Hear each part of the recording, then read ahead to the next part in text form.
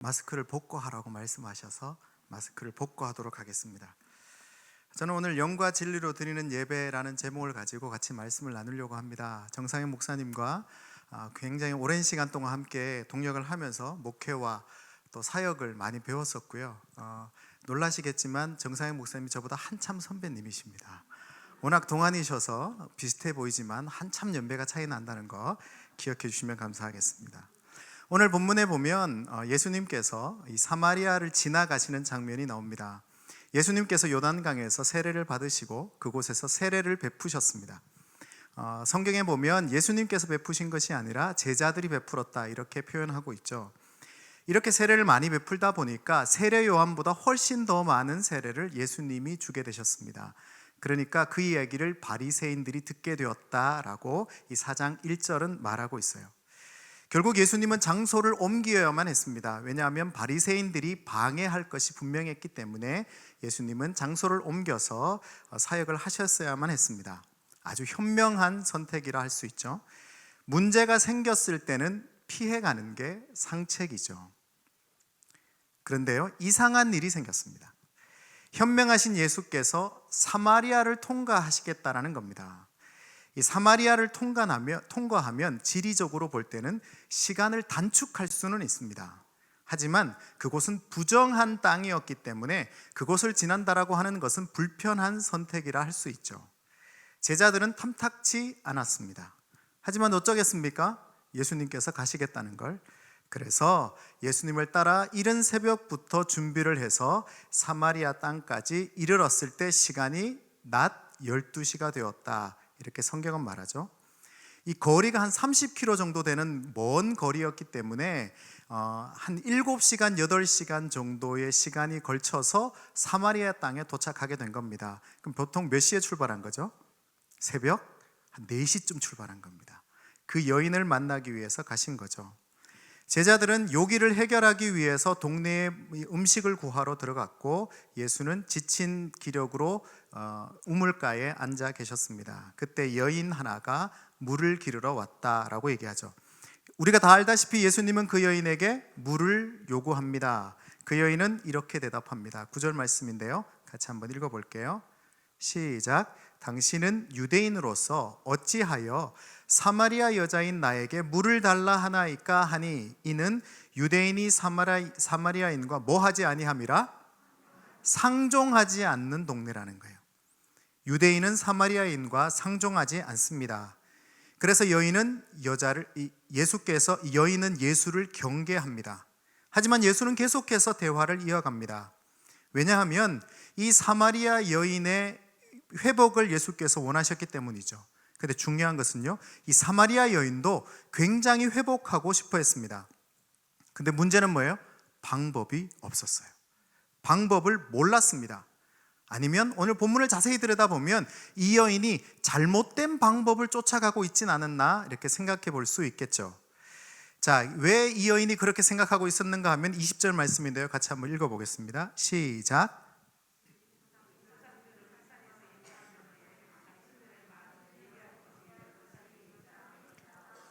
자, 이 여인은 뭘 바라고 있나요? 예배할 장소인데 어디 있는 예배할 장소? 예루살렘에 있는 예배할 장소였습니다. 지금 이 여인이 살고 있는 곳은 사마리아였습니다. 그러니까 이 여인이 어떤 마음이 있었는가 하면 사마리아 예배 초소는 갈 수가 없는 거예요. 앞부분을 쭉 읽어보시면 아시겠지만 기구한 운명이거든요. 죄인이었습니다. 그래서 사마리아의 예배 초소에는 갈 수가 없었어요. 그래서 예배 초소에 가기만 하면 괜찮을 것 같은데 사마리아는 못 가니까 어디를 가려고 하는 거예요? 예루살렘을 가려고 하는 겁니다. 데이처치에서 예배 드리면 안 될 것 같으니까 신광교회로 오려고 하는 거하고 비슷한 거겠죠. 그거 예루살렘에만 가면, 그곳에서 가서 예수를 만나기만 하면 이 기구한 인생은 변화되게 될 것이다 라고 하는 막연한 기대감이 이 여인에게 있었던 겁니다. 우리도 살다 보면 인생을 해결해 줄 막연한 무언가를 쫓으며 살아갑니다. 제일 막연하게 쫓아가는 게 뭘까요? 부에 대한 욕망이겠죠. 부자가 되면 이 문제들이 다 해결될 것 같은 생각을 하며 살아갑니다. 성공과 출세에 대한 막연한 기대감일 겁니다. 모든 것이 내 계획과 내 뜻과 내 생각대로 되었으면 하는 욕망일 거예요. 그런 기대감을 쫓아 살아갈 때가 많습니다. 이 신광교회 집사님 중에 임진만 집사님이라는 분이 계십니다. 아십니까? 죄송합니다. 저만 모르니까요. 이해해 주시기 바랍니다. 오타가 생겼습니다. 김진만 집사님의 얘기를 좀 들어보려고 합니다. 하나님의 뜻대로 순종하며 살아가는 것이 어떤 것인지 얘기를 좀 들어보려고 하는데요. 마이크를 좀 가져다 주시면, 네, 주님 말씀하시는 좀 작게 연주해 주시겠어요? 네, 저분이 김진만 집사님이시군요. 죄송합니다. 임진만이라고 해서. 네, 담임 목사님 앞으로 나오라고. 저는 그 자리에서 해도 되는데 담임 목사님 나오라니까 나오십시오. 네. 제가 좋아하는 찬양을 같이 소개를 하려고 합니다.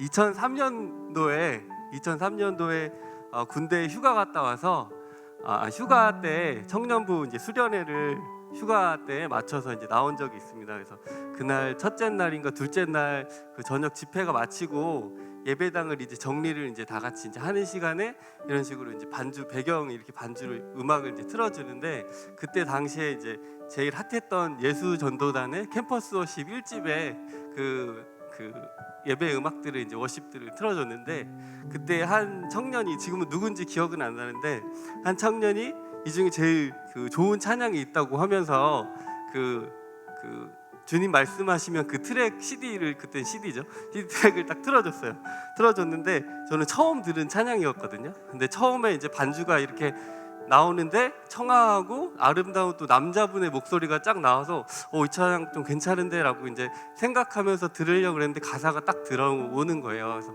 주님 말씀하시면 내가 나아가리다, 주님 뜻이 아니면 내가 멈춰서리다. 그 가사를 딱 듣고선 그 순간 하던 일을 좀 멈추고 계속 끝까지 들을 수밖에 없었어요. 그때 당시 상황에 저의 이제 전공이랑 또 근데 그때 군대에서 또 1년여 남은 상황이었기 때문에 좀 막막하기도 하고, 내 삶을 또 어떻게 드려야 하나님께서 사용하실까, 그런 이제 고민들을 할 때에 딱 그 찬양의 가사를 듣고 내 뜻과 내가 가고 싶은 곳에 하나님 보내달라고 기도하는 것이 아니고 하나님이 원하시는 곳과 하나님의 뜻에 내가 있기 원합니다. 그런 마음을 주셔서 이 찬양을 이제 다시 휴가 복귀해서도 많이 들어보고, 그리고 그 이후에도 또 선택의 순간순간 그때마다 이제 많이 듣게 된 찬양입니다. 그래서 저도 요즘에도 많이 듣고, 여러분들도 어떤 선택의 순간에 이 찬양을 한번 같이 들어보시면서 하나님, 내가 원하는 뜻이 아니고 주님이 원하는 뜻대로 살기 원합니다, 이렇게 같이 고백을 했으면 좋겠습니다. 그리고 번외로, 그러니까 그 찬양을 들었을 때 누가 만들었는지 몰랐는데 나중에 알고 보니까 저희 학교 같은 동아리 정말 평범한 음악 비전공자거든요. 형이 만들었다고 그러더라고요. 그래서 저도 도전을 받고 그다음에 나도 그럼 찬양을 만들어 보겠다 하고 몇 곡 이렇게 만들어 보는 그런 계기도 갖게 되었습니다. 네, 네. 감사합니다. 그럼 집사님, 네, 미리 말씀은 못 드렸지만 우리 같이 한번 부르시죠. 네, 감사합니다. 그럼 서서 같이 여기 서십시오. 노래도 만드신 분인데 같이 고백해 볼까요? 주님 말씀하시면 내가 나아가리다, 주님 뜻이 아니면 내가 멈춰서리다, 나의 가고 서는 것 주님 뜻에 있으니 오 주님. 한 번 더 합시다. 주님 말씀하시면 내가 나아가리다, 주님 뜻이 아니면 내가 멈추겠습니다, 주님 뜻이 아니면 내가 멈춰서리다, 나의 가고 서는 것 주님 뜻에 있으니 오 주님 나를 이끄소서. 뜻하신 그곳에 나 있기 원합니다. 뜻하신 그곳에 나 있기 원합니다. 이끄시는 대로 순종하며 살리니 연약한 내 영혼 통하여 일하소서. 주님 나라와 그 뜻을 위하여 오 주님 나를 이끄소서. 오 주님 나를 이끄소서. 할렐루야. 우리 하나님께 감사의 박수. 우리 집사님께. 네. 이렇게 멋진 고백을 해주셔서 감사하고요. 피아노를 조금 조용히 연주를 좀 계속 해주셔도 괜찮을 것 같아요. 괜찮으시겠습니까? 네. 이 여인의 마음이 이러했을 겁니다. 이 여인도 예루살렘에 주님이 뜻하시는 그곳에 가서 그곳에서 예배해서 그리스도를 만나면 될 거라는 기대감이 이 여인에게 있었던 거예요. 그래서 예수님께 구했던 겁니다. 예루살렘에 가면 됩니다. 예수님이 뭐라 말씀하셨을까요? 여러분이 예수님이라면 그 여인에게 뭐라고 말씀해 주시겠습니까? 이 집사님이 지금 이렇게 주님 뜻대로 살면, 하나님 말씀대로 순종하며 살면 된다라고 얘기할 때 이제 장로님, 권사님, 집사님에게 와서 상담을 했습니다. 제가 이렇게 주님 뜻대로 살려고 하는데 어떻게 하면 될까요? 제가 어떻게 살면 될까요? 이 여인이 예수께 물었던 것처럼 물었을 때 여러분이라면 뭐라고 답변하시겠습니까? 오늘 본문에 보면 놀라운 일이 일어납니다. 예수님은요, 이 여인의 기대감을 산산이 깨어 부수십니다. 이 여인이 성공하고 출세하고 싶다는 것도 아니었습니다. 여인의 기대감은 세속적인 것도 비성경적인 것도 아니었습니다. 단지 예루살렘의 예배를 기대했을 뿐입니다. 그런데 예수님은요, 여인의 기대를 산산이 깨어 부수십니다.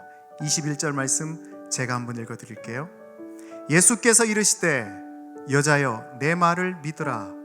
이 산에서도 말고 예루살렘에서도 말고 너희가 아버지께 예배할 때가 이르리라.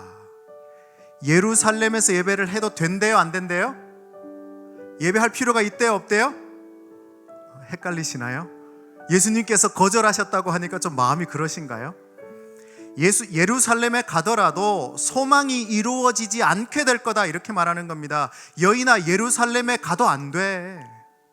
그곳에 가도 별일이 없을 거야. 너의 기구한 운명이 예루살렘에 간다고 해도 변하지 않을 거야, 이렇게 말하는 겁니다. 여인의 신락 같은 희망이 깨어지는 순간입니다. 너무 잔인하지 않나요? 그래도 그냥 그래 갔다 와 정도 한번 해주실 수 있을 것 같은데 해도 너무하신 것 같아요. 여러분, 혹시 그런 마음으로 살고 계시는 분들은 있지 않나요? 너무 큰 절망 때문에, 이해할 수 없는 일들 때문에, 풀리지 않는 숙제 때문에 깨어진 마음으로 지내고 계시는 분들은 없냐라는 거예요. 누구를 향한 절규인지 알지 못하지만 이 뱉지 못하는 분노를 가슴에 묻어두고 있지는 않냐라는 거죠. 무너진 마음으로 주저앉아 있는 여인을 향해 예수는 계속 말씀을 이어가십니다. 23절, 24절 말씀 같이 읽겠습니다. 시작. 아버지께 참되게 예배하는 자들은 영과 진리로 예배할 때가 오나니 곧 이때라. 아버지께서는 자기에게 이렇게 예배하는 자들을 찾으시느니라. 하나님은 영이시니 예배하는 자가 영과 진리로 예배할지니라. 아멘. 뭐라 말씀하시는 거예요? 왜 예루살렘에 갈 필요가 없다라는 거예요? 예루살렘에 가지 않아도, 더 이상 예루살렘에 가지 않아도 되고 예루살렘일 필요가 없고 그냥 지금 내가 있는 곳에서 영과 진리로 예배하면 된다는 겁니다. 할렐루야. 사마리아에서는 안 될 것 같은데, 그 기구한 운명 속에서는 안 될 것 같은데, 그 힘든 시간들 속에서는 안 될 것 같은데 그곳에서 예배하면 된다는 거예요. 내 인생의 문제들이 내 뜻대로 해결되지 않은 그때 그 자리에서 예배하시기를 예수 이름으로 축원합니다. 그럼 그곳에서 예배가 된다라는 겁니다. 어떻게 예배하는 거예요? 영과 진리로 예배하는 겁니다. 내가 꿈꾸는 부와 성공과 행복에 이르지 않아도 그냥 내가 존재하는 내 삶과 존재만으로 충분하다라는 거예요. 내가 가진 것이 많아서, 내가 자랑할 것이 있어서, 나의 자녀들이 그렇게 자랑할 만한 일을 하고 있어서 자랑하게 되는 것이 아니라 그냥 나란 존재만으로, 나를 구원하신 그 은혜만으로 감격하며 살아갈 수 있는 존재가 된다라 말씀하고 있는 겁니다. 영과 진리의 예배를 경험할 수 있다 말하는 거죠. 오늘 이 영과 진리의 예배를 발견해서 내가 있는 그 고통의 자리에서도 기뻐하게 되시기를 예수 이름으로 축원합니다. 고난이 즐거워지는 성도, 고통이 즐거워지는 성도. 아멘 소리가 점점 작아지는데요. 다시 한번. 고난이 즐거워지는 성도, 고통이 즐거워지는 성도. 남들이 다 어렵다 말해도 주님과 함께라면 그 어려움도 기쁨으로 이겨낼 수 있는 성도, 진짜 성도이지 않을까요? 그런 성도들이 머무는 공동체에 함께 머무는 것, 그것은 굉장한 축복입니다. 신광교회가 그렇다고 믿습니다. 예전에도 제가 한번 찬양 예배학교를 하러 옛날에도 한번 왔었거든요. 근데 그 지하에서 했었죠. 거기서 같이 했었는데 그때도 참 너무 좋았는데요. 오늘도 와서 뒤에서 찬양을 부르는데 이렇게 열심히 찬양하면서 이 찬양 소리가 이 예배당을, 이 적은 숫자로 이 예배당을 꽉 채우는 교회는 신광교회밖에 없습니다. 물론 저는 데이처치와 여기밖에 본 적이 없습니다. 하지만 그렇다고 믿습니다. 공동체가 함께 고백할 수 있는 것은 축복입니다. 예수께서 사마리아를 가신 것은요, 예수의 사마리아 행은 상처받은 여인을 치료하고 회복하기 위한 선택이었습니다. 오늘 예수는 상처받은 우리를 위해서 신광교회 행을 택하셨습니다. 예수께서 오늘 우리와 함께 계십니다. 이 공동체에서 그러한 회복들이 일어나시기를 예수 이름으로 축원합니다. 이 신광교회 청년의 이야기입니다. 문자영이라고 하는 청년의 이야기입니다. 이 청년이 이 시간 너의 맘속에라고 하는 찬양을 너무너무 좋아한다고 하면서 이렇게 글을 남겼습니다. 지금 아래층에서 다른 곳에서 지금 청년부 예배가 진행되고 있는 걸로 알고 있는데요. 이 찬양이 왜 그렇게 감동이 됐었는가 하면 이 찬양은 교회에서 다른 지체들을 축복하면서 참 많이 불렀던 찬양인데요. 어느 날 이 찬양의 가사를 스스로에게 불러주었을 때 큰 힘을 얻게 되었습니다. 내 안에 하나님의 사랑이 가득할 때 모든 문제가 아닌 게 되는 것 같았습니다. 미래에 대한 불안 때문에 막막함을 느낄 때, 스스로에 대한 자신감이 떨어질 때, 사람들과의 관계로 힘들 때, 나의 연약함 때문에 좌절될 때마다 나를 너무나도 사랑하신다는 하나님의 말씀 앞에서 눈앞에 닥친 문제를 하나님 앞에 내려놓을 수 있게 되더라고요. 세상 사람들이 볼 때는 엉뚱하게 들릴 수 있지만 하나님의 사랑이 얼마나 큰 능력이 있는지 저는 압니다. 태초부터 예정된 하나님의 사랑이 앞으로도 제 삶에도 가득할 거라 믿습니다. 청년의 고민, 사실 제가 이 찬양을 잘 몰라서 안 하려고 했거든요. 근데 아시면 우리 전사님이신가요? 같이 좀 고백해 주시면 좋을 것 같은데. 네, 이 찬양 모르시면요 억지로 부르시려고 안 하셔도 되고요, 가사를 보면서 나를 좀 축복해 주셔도 좋습니다. 아니면 옆에 계신 분과 손을 맞잡는 것이 불편하지 않으시면, 요즘 코로나 시대라 굉장히 불편할 수 있지만 불편하지 않으시면 손을 꼭 잡아주셔도 좋고요, 아니면 간간히 이렇게 눈을 한 번씩 쳐다봐 주셔도 좋습니다.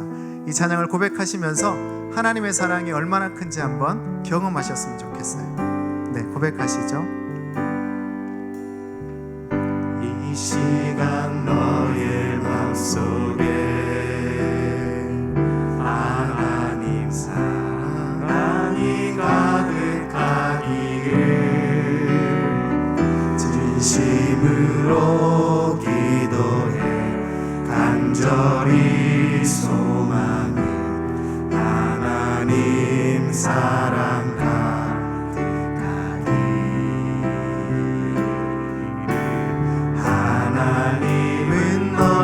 사랑해. 아멘. 얼마나 너를 사랑하시는지, 너를 위해 저 별을 만들고 너를 위해 저 별을 세상을 만들고 아들을 보냈네. 오래전부터 널 위해 준비된, 오래전부터 널 위해 준비 하나님의 크신 사랑, 하나님의 신사 너의 가는 길 주의 사랑 가득하기를 축복해. 방송실 죄송합니다. 제가 이 찬양 안 한다고 하다가 해가지고 조금 당황하셨죠. 죄송합니다. 여러분, 하나님의 사랑을 이 여인도 발견하기를 소망해 봅니다. 이 사마리아 여인도 그 사랑을 간절히 원하고 있었습니다. 예수께서는 그 마음을 아시고 8시간이나 되는 거리를 새벽 4시에 출발해서 이 여인 한 명을 위해 찾아가신 겁니다. 여러분, 예수님께서 이 사마리아 여인을 찾아가시기 위해서 그렇게 애를 써서 찾아가셨던 것처럼 오늘 이곳에 나를 위해 찾아오셨음을 믿으십니까? 여러분, 우리가 사마리아 여인입니다. 내가 사마리아 여인입니다. 예수님께서 찾아오셨다는 것을 기억하십시오. 그래서 오늘 예수님을 만나는 영과 진리 예배를 발견하시기를 예수 이름으로 축원합니다. 오늘 이곳에 예수님을 만나 영과 진리로 드려지는 예배가 무엇인지 저는 2가지만 짧게 얘기하려고 해요. 첫 번째는 한번 따라 할까요? 그리스도를 발견하는 것입니다. 여러분, 영과 진리로 드리는 예배, 영과 진리의 예배는 그리스도를 발견하는 겁니다. 아니요, 단어를 바꿔야 합니다. 그리스도만 발견하는 겁니다. 뭐라고요? 그리스도만 발견하는 거죠. 영과 진리로 드리는 예배는 그리스도만 발견하는 것입니다. 그리스도는 메시아, 곧 구원자라고 하는 뜻입니다. 그건 그리스도만이 내 인생의 유일한 구원자이심을 인정하는 겁니다. 좋아요. 네, 좀 쉬셔도 돼요. 아니요, 좀 쉬십시오. 죄송합니다. 제가 그리스도께서 내 인생의 유일한 구원자다 말씀드렸죠. 그리스도께서 내 인생의 유일한 구원자이심을 인정하는 거예요. 그건 다른 어떤 것은 나의 구원자가 될 수 없다라고 하는 선언과도 같습니다. 그리스도만 나의 구원자이시다라고 하는 것과 똑같은 뜻은 다른 어떤 것도 나의 구원자가 될 수 없다라고 하는 선언과 똑같은 단어라는 거죠. 다른 어떤 것도 나를 수렁에서 건져낼 수 없고 절망에서 끌어올릴 수 없다라는 겁니다. 반대로 아무리 많이 소유해도 그것이 나에게 평안을 가져다 줄 수 없다라는 거죠. 아무리 많은 돈을 벌어도 남들이 다들 부러워하는 스펙과 가문과 가정을 가졌다 해도 엄청난 권력과 명예를 소유한다 해도 그것이 평안을 가져다 줄 수 있다 없다? 없다라는 겁니다. 오히려 그런 것들을 가지면 가질수록 긴장하게 되고 불안하게 되고 걱정과 염려를 하면서 살아가게 되어지죠. 여러분, 한번 여러분에게 질문합니다. 한번 생각해 보십시오. 지금 내가 모든 것을 다 가질 수 있습니다. 지금 내가 갖고 싶은 것을 원하면 그 모든 것을 가질 수 있다면 어떤 구원자를 원하시겠습니까? 머릿속에 한번 입으로 내면 또 남들이 오해할 수 있으니까요. 머릿속에서 내가 모든 것을 다 가질 수 있어요. 그럼 난 지금 뭘 가지고 싶으십니까? 어떤 것을 가지고 싶으세요? 라고 말할 때 예수님만 기억나시기를 축원합니다. 근데 자꾸 다른 게 떠오르죠. 예수님도 좋은데 저쪽에 있는 저 집도 괜찮아요. 저기 있는 저 차도 괜찮고요. 저기 있는 저 학교도 괜찮아요. 이런 생각들이 우리에게 자꾸 올라오죠. 구원자 그리스도 예수를 선택하시기를 축원합니다. 정말 딱 떠올라지는 게 그리스도라면, 그 어떤 것도 바라지 않는다면, 부럽지 않는다면, 부러워하지 않는다면 얼마나 좋을까요? 최근에 이 대중가요 가수 중에 장기하 씨라고 하는 분의 부럽지가 않아라고 하는 노래가 있습니다. 들을 만한 노래는 아닙니다. 그냥 알고만 계시면 될 것 같아요. 그냥 계속 그렇게 말합니다. 부럽지가 않아. 이게 노래예요. 근데 여러분, 우리가 그 어떤 것으로도 부러워하지 않을 수 있다면 얼마나 행복할까요? 누가 무언가를 가지고 있는 것이 부러워지는 것이 아니라 그냥 그 사람이 가진 그것을 축복할 수 있다면 얼마나 좋을까요? 저는 개척을 한 지 이제 5년, 6년째 되어 갑니다. 작은 상가에서 오늘도 성도들 10몇 분과 함께 예배를 드리고 왔습니다. 신광교회를 오니까 제가 부러울까요? 안 부러울까요? 부럽지가 않아. 자꾸 이런 얘기를 해야 부러워지지 않기 때문에 자꾸 얘기하는 거죠. 여러분, 우리는 자꾸 부러워집니다. 세상 일들이 부러워지고요, 가진 것들이 부러워지고, 목사가 더 큰 교회가 부럽습니다. 우리 마음에 그런 마음이 있는데요, 이게 사라지고 그리스도만 우리가 구원자로 온전히 인정하게 되면 부러움도 사라지게 될 줄로 믿습니다. 모든 걸 다 가진 자가 되는 거죠. 영과 진리의 예배는요, 나의 유일한 구원자가 그리스도 예수임을 고백하는 예배입니다. 예수님은 나의 구원자가 되십니다라는 고백을 드리는 거죠. 그리스도라는 구원자를 선택해야 신앙생활이 즐거워집니다. 그리스도 예수만 선택해야 즐거워집니다. 그래야 주일 성수와 11조와 여러 봉사가 행복해집니다. 내 삶의 우선순위가 제대로 세워지고 정리가 되어집니다. 그리스도만 구원자로 섬기시는 신광교회이시기를 소망합니다. 문영희 권사님의 이야기를 좀 들어보려고 합니다. 권사님은 어디 계신가요? 제가 성함은 바로 말씀드렸나요? 네, 문영희 권사님.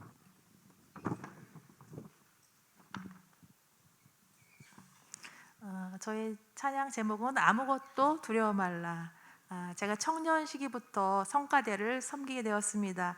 그러나 결혼을 시작으로 일상의 그 바쁨과 아이들을 양육하면서 성가대는 쉬게 되었고, 그 후로 일을 하게 되면서 자연스럽게 찬양과 예배드리는 시간이 점점 줄어들었어요.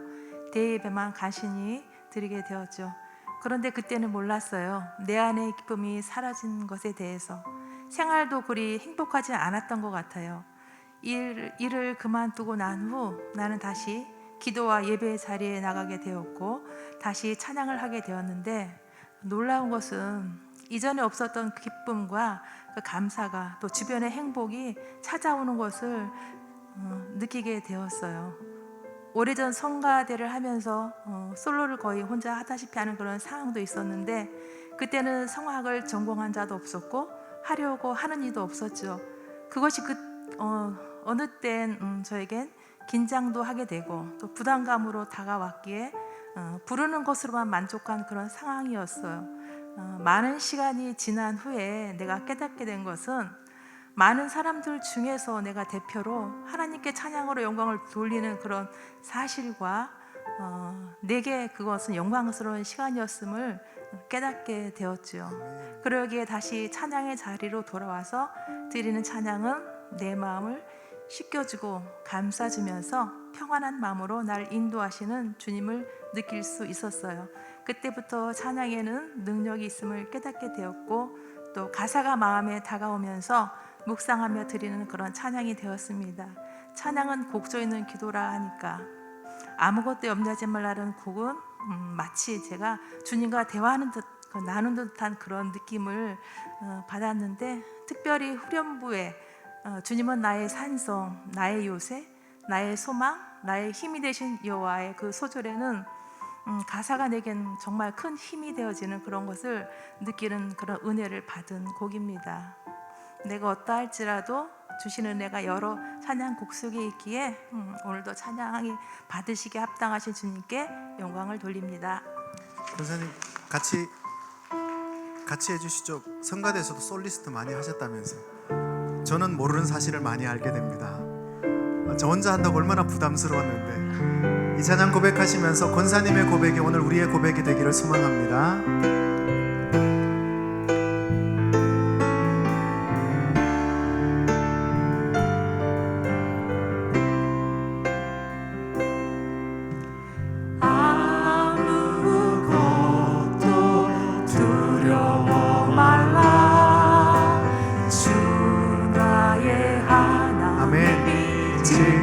주시네.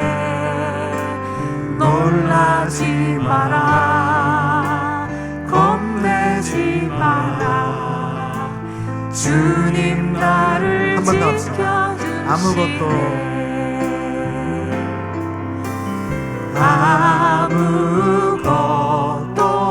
두려워 말라.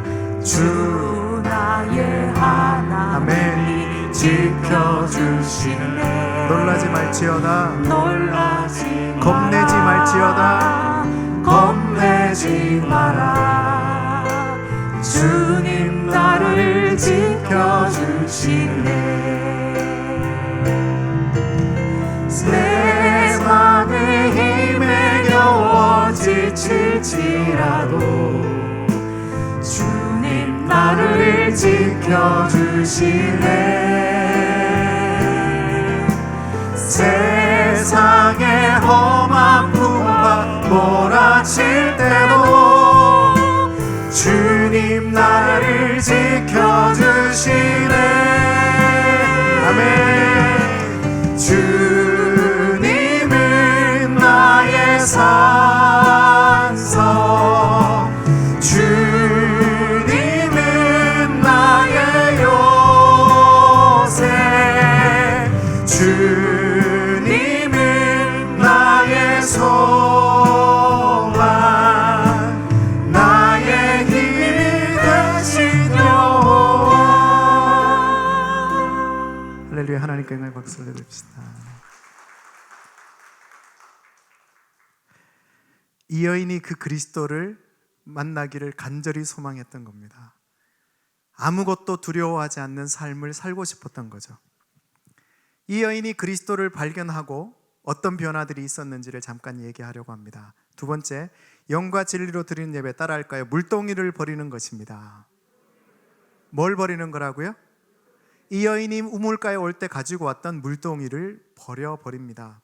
상처받은 여인이 그리스도를 만났습니다. 26절 말씀에 보면요, 이 여인이 25절 말씀에 보면 이 여인이 맞아요, 예수님이라 부르지 않았죠. 맞아요, 영과 진리로 예배하면 됩니다. 예루살렘에 안 가도 된다는 것 알아요. 하지만 그리스도가 오셔야 된다는 것을 제가 압니다 라고 얘기하자 예수님께서 26절 말씀에 이렇게 말씀하시는 거예요. 예수께서 이르시되 네가 말하는 내가 그라. 누구예요? 지금 이 여인이 대화하고 있는 분이 그리스도라고 하는 것은 이 여인이 알게 되었습니다. 오늘 이 예배 가운데 나와 함께 하시는 분이 예수시라는 것을 발견하게 되는 겁니다. 이 예배로 나를 초대하신 분이 하나님이라는 것을 발견하게 되는 겁니다. 이 책의 저자 요한은 예수의 이야기를 들은 여인의 반응을 기록해 놓지 않습니다. 너무 설레면서 이 성경을 봤는데요, 네가 말하던 그가 바로 나야, 내가 예수야, 내가 그리스도야 라는 말을 하고 났을 때 이 여인이 어떤 반응이 있었을지를 막 기대하면서 성경을 읽었는데요, 그 이야기는 나오지 않습니다. 하지만 제자들의 반응을 통해서 어떤 일이 분명 지금 일어나고 있구나라고 하는 것은 알게 됩니다. 27절 말씀인데요, 같이 한번 읽어보겠습니다. 27절 시작. 이때에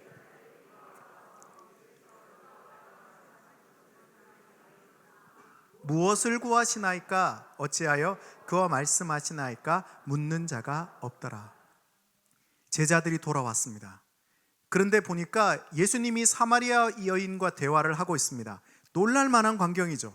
근데 더 놀라운 것은, 왜 평소대로라면 제자들이 물었을 거예요. 예수님 왜 사마리아인과 얘기하십니까? 라고 얘기해야 하는데 지금 분명히 예수님과 여인 사이에 어떤 일이 일어나고 있었던 겁니다. 상상을 해보십시오. 어떤 일이 일어나고 있었을지. 저는 이렇게 상상해 봤습니다. 아마 그 여인이 폭풍 눈물을 흘리고 있었을 수도 있겠다. 아니면 오랫동안 억눌려 있던 감정이 폭발되었을 수도 있겠다. 아니면 침묵하고 있었을지도 모르겠다. 하지만 무언가 아주 강력한 일이 그 순간에 일어나고 있었다는 것은 분명합니다. 제자들이 목도했던 그 우물가의 광경이 오늘 예배의 광경이 되시기를 예수 이름으로 축원합니다. 내가 그 여인처럼 예수님 앞에서 하염없이 울든, 아니면 내 안의 문제들이 해결되어지든, 아니면 침묵하든 예수님과 독대하는 시간을 가지게 되는 거죠. 그리스도를 구주로 영접하고 회개가 시작되어지고, 잃어버린 첫사랑이 뜨겁게 회복되고, 영적인 무감각들이 떠나가고, 육체의 질병에서 노임받고, 무너진 마음과 정신의 치유가 일어나기를 소망합니다. 그것이 오늘 이 우물가에서 일어나야 할 일이죠. 상처받은 여인이 그리스도를 만났습니다. 그러자 여인에게 아주 놀라운 일이 일어납니다. 28절입니다. 여자가 물동이를 버려두고 동네로 들어가서 사람들에게 이르되. 변화가 일어나고 난 이후에 첫 번째 행동이 뭐였습니까? 물동이를 버려두었습니다. 지금껏 그 상처 많은 여인은 자신을 물동이 뒤에 숨겨두었습니다. 기구한 운명 뒤에 숨어 헤어나오지 못하고 하루하루를 그냥 연명하고 살았던 겁니다. 환경이 그래서 그래. 배경이 그래서 그래. 우리 부모님이 못해줘서 그래. 돈이 없어서 그래. 이러한 문제들 뒤에 숨어서, 그 물동이 뒤에 숨어서 하루하루를 연명하고 살았습니다. 누구도 자신을 이 수렁에서 건져낼 수 없을 것이라고 하는 불행한 상상을 매일같이 하면서 이 여인이 살아왔다는 겁니다. 이 불행한 여인의 유일한 지푸라기가 물두멍이었습니다. 이 물동이었습니다. 살기 위해 붙들어야 하는 마지막 보루였죠. 불행한 여인은 유일하게 붙들고 있던 그 마지막 보루를 내어 버렸습니다. 그리고 불행의 원천이었던 동네로 뛰어 들어갔습니다. 그리고 외치기 시작합니다. 29절 말씀 같이 읽겠습니다. 시작. 내가 행한 모든 일을 내게 말한 사람을 와서 보라. 이는 그리스도가 아니냐. 다시 한번 읽어볼까요? 그 여인의 외침처럼 읽어봅시다. 시작. 내가 행한 모든 일을 내게 말한 사람을 와서 보라. 이는 그리스도가 아니냐. 할렐루야. 이 여인이 물동을 버려두고 불행의 원천이었던 동네로 뛰쳐들어가서 그곳에서 외치기 시작합니다. 내가 만났는데 와서 보라. 그리스도다. 와 보라 라고 외치기 시작했어요. 영과 진리의 예배는요, 물동이를 버리는 것입니다. 그 누가 뭐라 해도 이것만큼은 내어버릴 수 없을 것 같은 그것 있죠. 그거 버리는 겁니다. 체면일 수도 있습니다. 마지막 자존심일 수도 있습니다. 권위일 수도 있고 철학이나 어떤 신념일 수도 있습니다. 아니면 내가 가지고 있는 위대한 돈의 흐름을 읽는 경제관념이나 시대를 읽어내는 위대한 눈일 수도 있습니다. 아니면 건강일 수도 있고요. 자녀들의 성공이나 출세일 수도 있습니다. 내가 버려야 할 물동이가 이런 것들이에요. 없으면 안 될 것 같은 거 말이잖아요. 지금 내게 없으면 안 될 것 같은 거, 그게 있어야만 살 수 있을 것 같은 것을 버리는 겁니다. 또한 내가 버려야 할 또 하나의 물동이는요, 나도 모르게 움켜쥐고 있는 것들입니다. 어떤 것들을 움켜쥐고 있나요? 가족과 주변 사람들로부터 받은 상처들입니다. 꼭 붙들고 살아가는 사람들이 있습니다. 자기 자신에 대한 불신과 열등, 좌절감과 불안, 염려, 절망감 같은 것들을 나도 모르게 붙들고 살아갑니다. 이 모든 것들은 그리스도 앞에 버려 두시기를 소망합니다. 그 오래된 상처와 아픔을 가지고 살아오셨습니까? 힘든 시간이었을 겁니다. 하지만 예수 앞에 내려놓으십시오. 그리고 외치십시오. 와보라, 그리스도가 계신다. 와보라, 그리스도가 아니냐. 그렇게 외치는 신광교회 성도들이시기를 예수 이름으로 축원합니다. 네, 마지막입니다. 문혁일 장로님.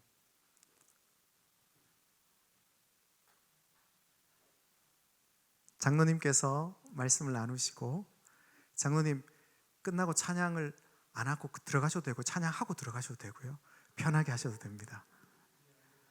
네.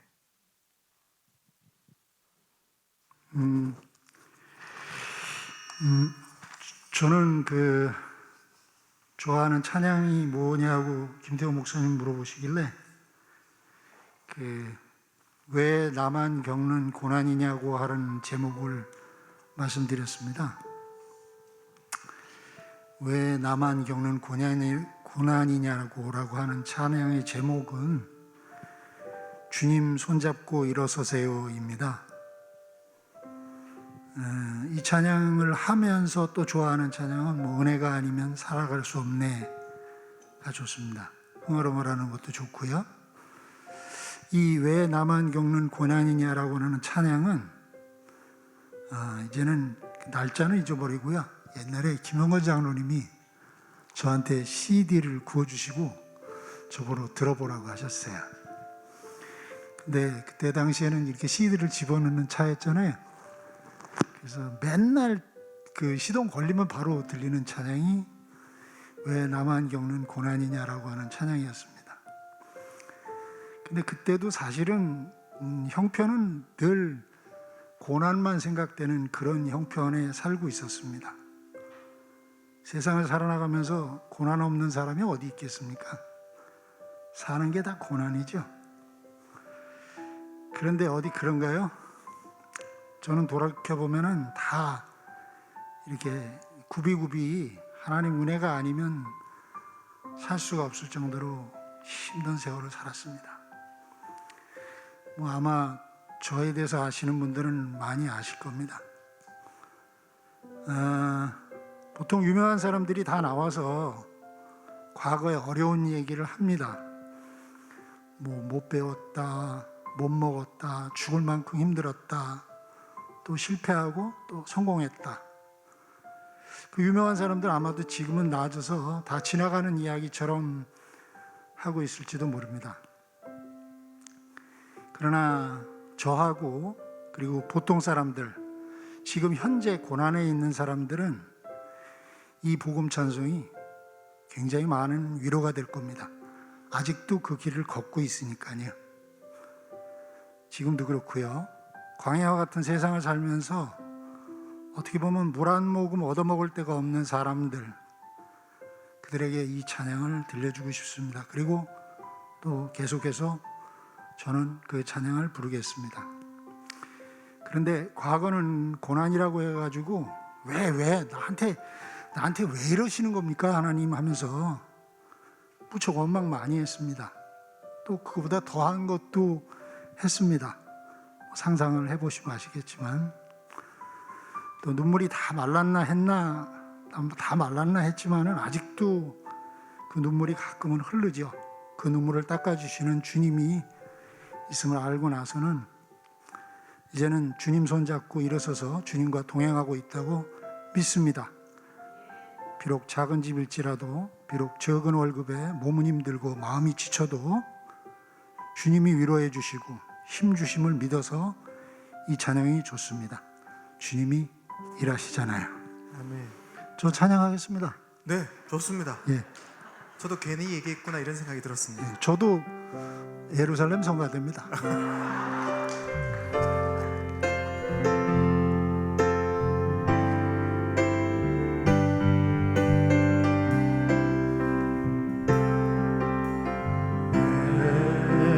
나만 겪는 고난이냐고 불평하지 마세요. 고난의 뒤편에 있는 주님이 주실 축복 미리 보면서 감사하세요.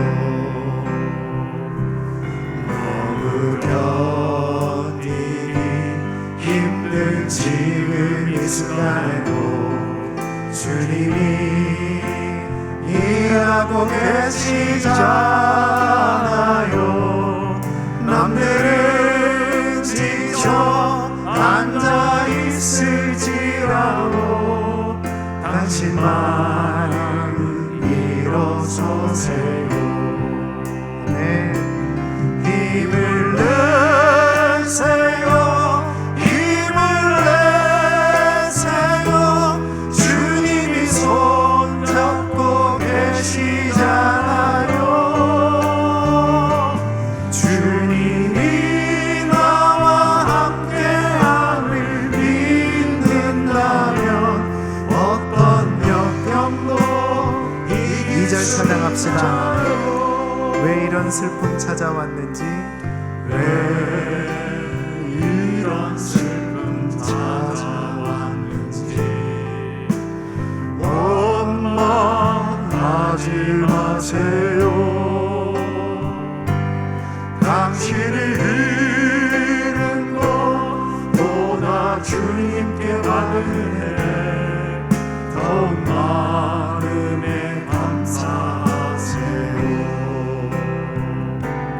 너무 견디기 힘든 지금 이 순간에도 주님이 일하고 계시잖아요. 남들은 지쳐 앉아 있을지라도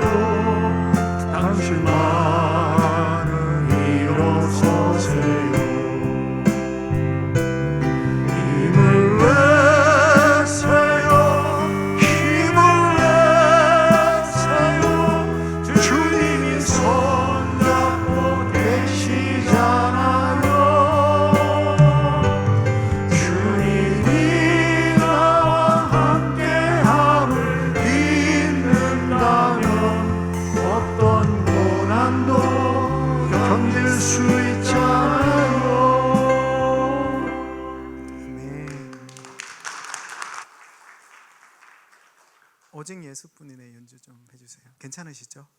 네, 감사합니다. 여러분 느끼셨는지 모르겠지만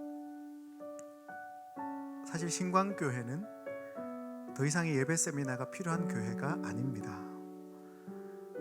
제가 목사님께 처음 와서 예배 세미나를 좀 하라고 부탁을 받고 기도를 하면서 하나님께 계속 물었습니다. 가서 뭐 하면 좋을까요? 하나님, 제가 또 얼만큼 잘한다는 걸 보여주고 와야 될까요? 신 목사 잘하는구나 이런 얘기를 또 얼만큼 듣게 하고 싶은 마음으로 하나님께 막 기도했습니다. 그래서 제가 잘할 수 있는 것을 막 찾으면서 고민하고 기도하는데 하나님이 그런 마음을 주시더라고요.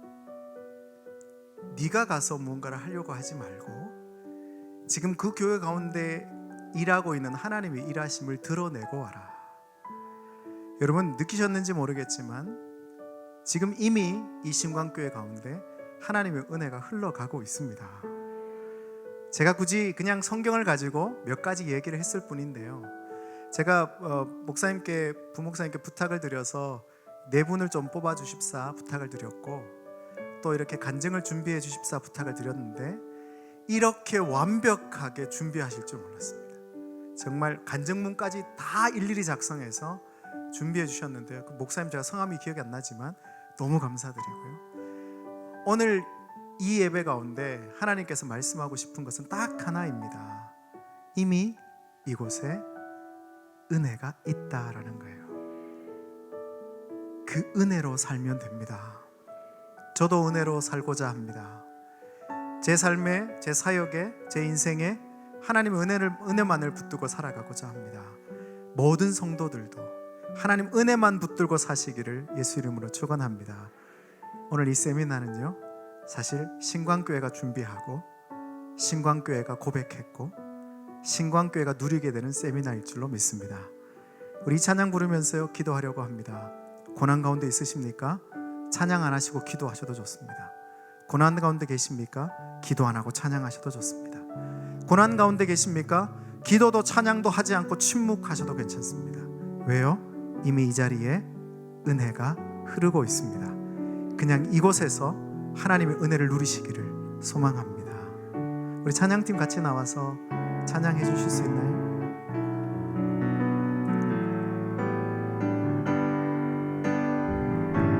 올라오십시오. 전사님.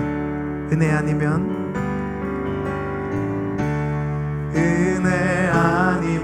살아갈 수가 없네. 우리의 호흡마저도 다 주의 것이니. 가사 하나를 묵상하셔도 좋습니다. 위로 내게 없어도 예수, 오직 예수뿐이. 한 번 더요. 은혜 아니면 살 수 없습니다. 은혜 아니면 살아갈 수가 없네. 우리의 호흡마저도 다 주의 것이니. 세상 평안과 위로 내게 없어도 예수, 오직 예수뿐이. 크신 계획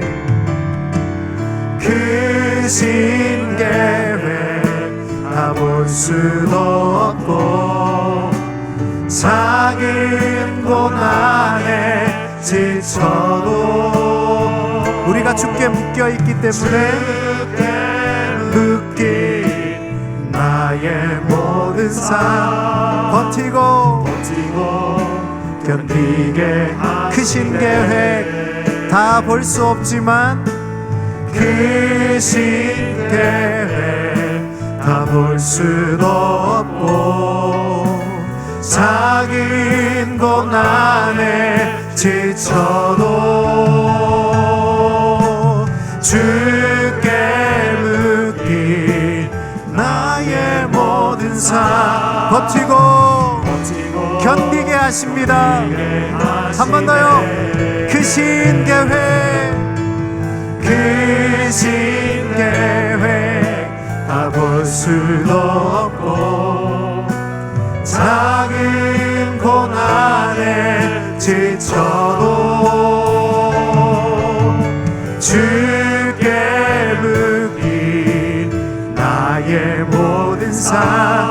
버티고 버티고 견디게 하십니다. 견디게 하시네. 은혜 아니면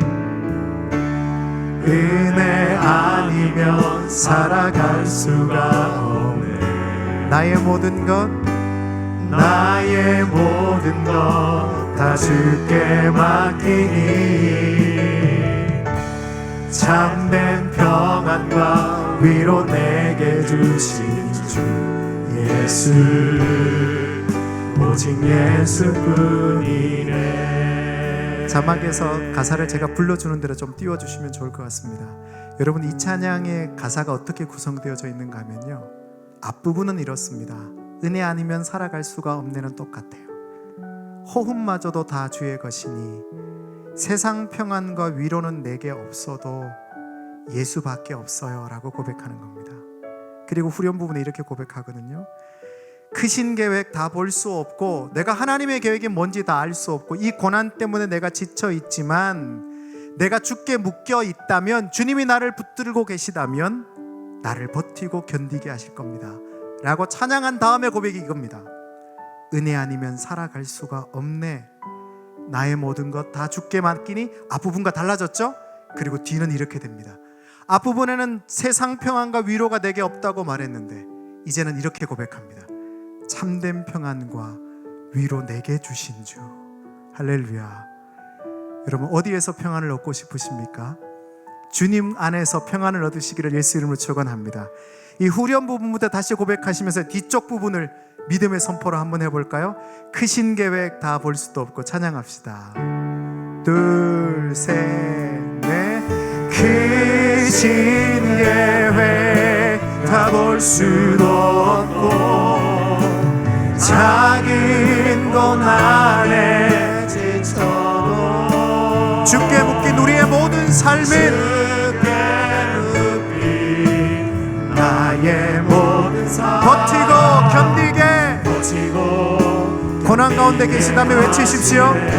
크신 계획 다 볼 수 없고 크신 계획 아멘 다 볼 수도 없고 작은 고난에 지쳐 주께 묶인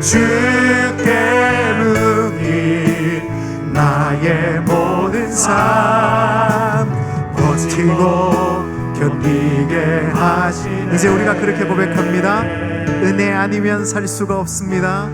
은혜 아니면 살아갈 수가 없네. 나의 모든 것 다 주께 맡기니. 할렐루야. 선포하십시오. 참된 평안과 위로 내게 주신 주 예수, 오직 예수뿐이네. 같이 기도합시다. 하나님, 오늘 예수로 인해 내 삶에 참된 평화가 넘쳐나게 하여 주시옵소서. 고난 가운데 평안과 위로가 없는 분들이 있다면 기도하십시오. 오늘 하나님, 이 시간 나를 찾아오신 주님의 은혜가 평안과 위로가 넘쳐나는 시간 되게 하여 주시옵소서. 다시금 예수를 만나 참된 평안과 위로 가운데 거하는 자들 되게 하여 주시옵소서. 함께 통성으로 기도하며 주님께 나아가겠습니다. 기도합니다. 하나님 아버지, 감사합니다. 이 시간 우리 가운데 주님의 은혜를 내려주시고 주님 사만의 여인을 만나주시고 은혜 만나주시고 크신 계획 다 볼 수도 없고 작은 고난에 지쳐도 하나님, 지친 영이, 지친 육체가, 지친 삶이, 지친 인생이 회복되어지게 하십시오. 삶의 목적과 이유들을 발견케 하시고 살아계신 하나님 안에서 새로워지는 존재로 세워지게 하여 주시옵소서. 영과 진리의 예배가 회복되어지게 하여 주시옵소서. 우리 찬양팀은 찬양해 주실까요? 작은 고난에 지쳐도 주께 묻기. 하나님, 이 신곡교회에 고난받는 자들, 지쳐있는 자들, 회복이 필요한 자들에게 회복과 치유를 허락하시옵소서. 회복과 치유를 허락하시옵소서.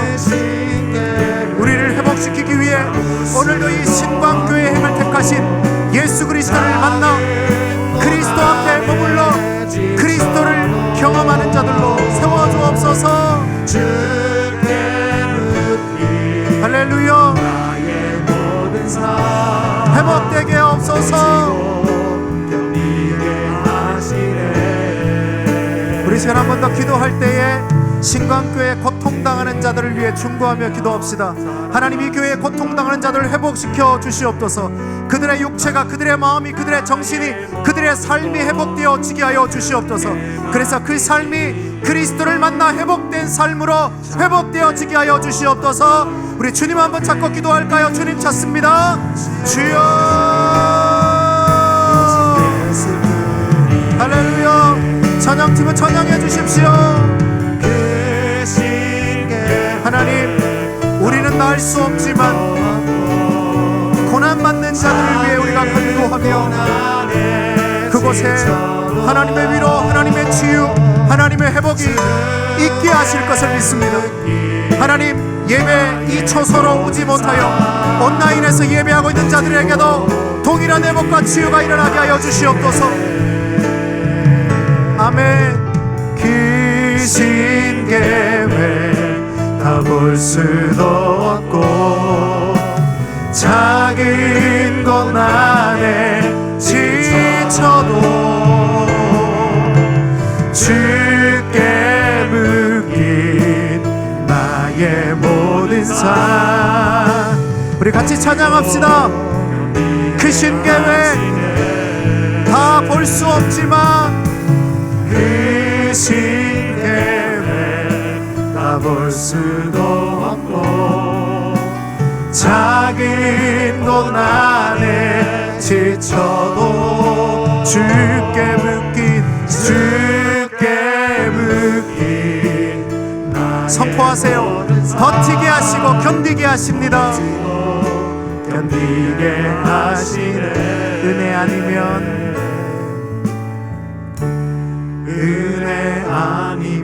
살아갈 수 나의 모든 것 다 주께 맡기니 나의 모든 것 다 주께 맡기니 참된 평안과 위로 내게 주신 주 위로 내게 주신 주 예수 오직 예수뿐이네. 제가 기도하겠습니다. 혹시 위로가 필요하고 평안이 필요하신 분은 두 손을 가슴에 모으십시오. 온라인에 계신 분들도 위로가 필요하고 그리스도의 은혜가 필요하신 분들은 두 손을 가슴에 모으십시오. 두 손을 가슴에 모으기가 좀 부담스럽고 불편하신 분들은 마음의 두 손을 모으시면 됩니다. 기도합니다. 주님, 불편합니다. 불안합니다. 두렵습니다. 걱정스럽습니다. 어떻게 이 삶과 이 시간들을 이겨내야 할지 걱정과 염려 가운데 하루하루를 살아갑니다. 누구에게 말할 수도 없고 고백할 수도 없어서 고통의 시간을 보냅니다. 주님, 그 마음을 위로하십시오. 그 사마리아 여인 한 명을 위해 제자들과 함께 사마리아로 걸어 들어가셨던 그 예수께서 오늘 이곳에서 두 손을 가슴에 모으는, 온라인에서 두 손을 가슴에 모으는 신광교회 성도들을 찾아가셔서 그들에게 회복으로, 치유로 함께하여 주시옵소서. 붙들고 있던 물동이들 뒤에 숨어서 더 이상 그렇게 두려움과 원망과 절망으로 살아내는 인생이 아니라 물동이를 버려두고 와보라 그리스도가 계신다 라고 외칠 수 있는 믿음의 사람들이게 하여 주시옵소서. 하나님, 하염없이 눈물을 흘리는 그 눈물을 닦아주시고 그 마음을 치유하여 주셔서 하나님의 위로가 넘쳐나게 하십시오. 하나님, 지금 이 순간에 예수님 앞에 나올 수 없어서, 용기가 없어서 나올 수 없는 자들이 있을 수도 있습니다. 홀로 기도하는 새벽에, 혼자 말씀을 읽는 그 순간에, 홀로 조용히 머무는 그 순간에 친히 찾아가 주셔서 회복시켜 주시옵소서.